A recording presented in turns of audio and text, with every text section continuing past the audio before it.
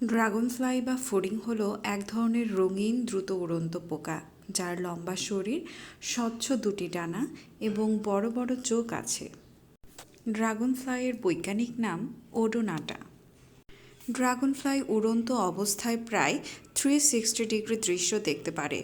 প্রতিটি চোখে হাজার হাজার সূক্ষ্ম সেল থাকে।